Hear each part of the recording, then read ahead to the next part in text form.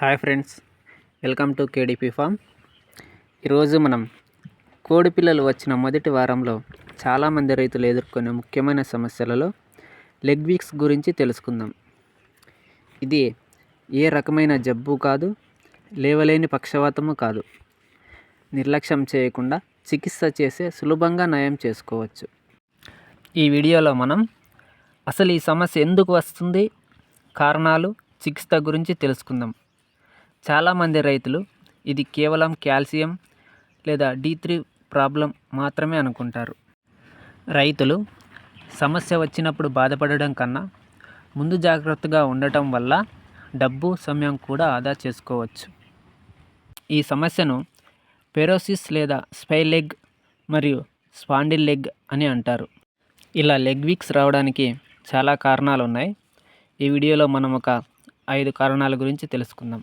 ఇది రావడానికి ముఖ్య కారణం ఒక్కొక్కటి తెలుసుకుందాం. మొదటిది పోషకాహార లోపం. కోడిపిల్లల మేతలో లేదా ఫీడ్లో మంగనీస్ తక్కువగా ఉన్నా కూడా ఇలా కాళ్ళు వంకరగా పోతాయి. పిల్లల ఆహారంలో మంగనీస్ చాలా ముఖ్యం. ఇది సమపాలలో ఉండేలాగా మనం చూసుకోవాలి. రెండవది బి కాంప్లెక్స్ లోపం.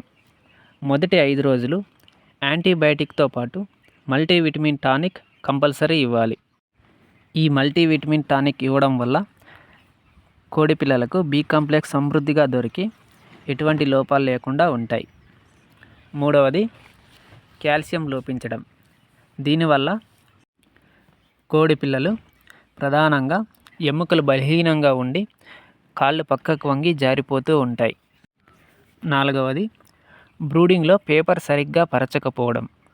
రైతులు జారే పేపర్లు పరచడం వల్ల ఇలా లెగ్ వీక్స్ వచ్చే అవకాశం చాలా ఉంది. వరి పొట్టు తక్కువ కాకుండా సమానంగా వేసుకోవడం వలన కోళ్ళు కుంట్లు రాకుండా ఉంటాయి. ఇవే కాకుండా బ్రూడింగ్ దశలో ఉష్ణోగ్రతలు హెచ్చుతగ్గుల వల్ల కూడా పిల్లలు ఇలా అవుతాయి. హ్యాచరీలో బ్రూడింగ్ హెచ్చుతగ్గుల వల్ల ఇలా పిల్లలు కుంటిపడే అవకాశం ఉంది. కనుక రైతులు పిల్లలు వచ్చిన రోజు బ్రూడింగ్ సరిగ్గా చేసుకోవాలి. 90% సమస్యలు బ్రూడింగ్ సరిగ్గా చేసుకుంటే తగ్గిపోతాయి. ఇది 6వ విషయం.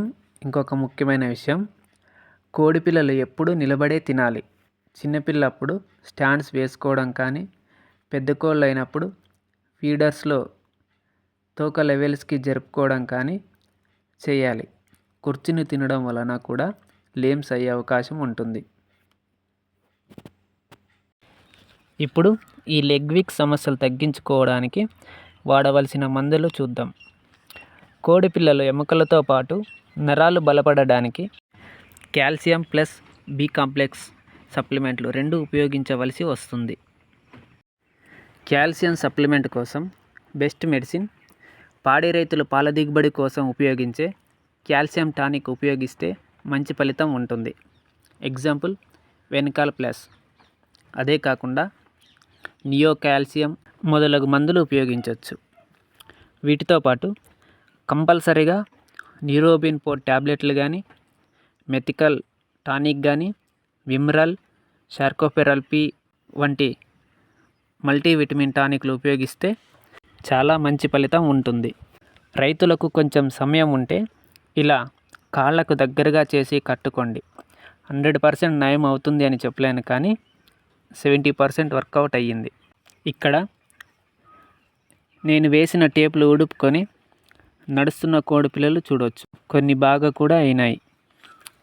ఈ పని మనం 7 రోజుల లోపల ఉన్న కోడి పిల్లలకు మాత్రమే చేయాలి. 7 రోజుల తర్వాత అయితే అప్పటికే కోడి పిల్లలు ఎముకలు గట్టిపడడం వలన ఈ పని అంతగా ఫలించకపోవచ్చు. ఇలాంటి ప్రయోగాలంటే నాకు చాలా ఇష్టం. మీరు కూడా ట్రై చేయండి. Thank you. జై హింద్.